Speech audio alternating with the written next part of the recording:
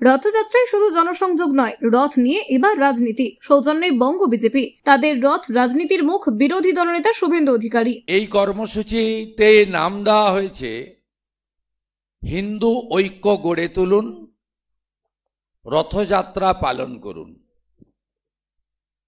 কেন হিন্দু ঐক্য দরকার? এক তো আমাদের হাজার হাজার বছরের সনাতনী রীতিনীতি, আমাদের চার ধামের মধ্যে অন্যতম পবিত্র ধাম পুরী ধাম, তার মাহাত্ম্য, তার ঐতিহ্য, তার সংস্কৃতি সনাতনীদের মধ্যে প্রচার করা, অন্যদিকে সনাতনীদেরকে ঐক্যবদ্ধ করা। রাম নিয়ে রাজনীতি ছিলই, এবার রাজনীতির অস্ত্র রথ। জগন্নাথ দেবের স্নানযাত্রাকে সামনে রেখে মেরুকরণের অস্ত্রের শান দিলেন শুভেন্দু। এর আগে বারবার রামনবমীতে এই পথে হেঁটেছেন বঙ্গ বিজেপি। সেই একই কায়দায় এবার রথযাত্রা করতে চাইছেন রাজ্যের বিরোধী দলনেতা।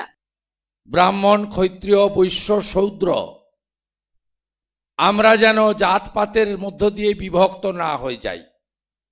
নানা মত আমাদের থাকতে পারে, কিন্তু আমরা at the end of the day, দিনের শেষে যেন সনাতনী হিসেবে নিজেদের মধ্যে একতা গড়ে তুলি।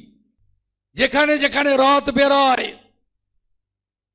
রাস্তার দুদিক ধ্বজে সাজান। রথযাত্রার 2 সপ্তাহ আগে কলকাতার ICCR বিশেষ অনুষ্ঠান, সামিল রাজ্যের বিভিন্ন রথযাত্রা কমিটির প্রতিনিধিরা।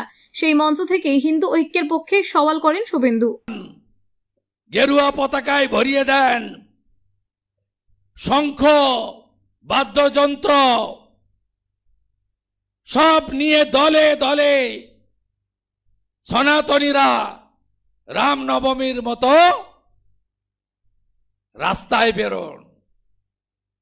এই আবেদন করার জন্য আজকে এখানে পুরী জগন্নাথ ধাম কি জয়, মহাপ্রভু জগন্নাথ কি জয়, জয় মহাপ্রভু বলরাম কি, মাতা সুভদ্রা কি, হিন্দু হিন্দু হিন্দু হিন্দু সনাতন ধর্ম কি।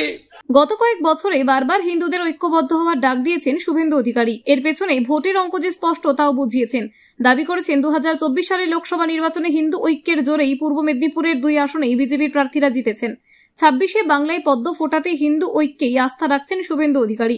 রথযাত্রার আগে তা ফের স্পষ্ট করে দিয়েছেন। কলকাতা 24/7.in।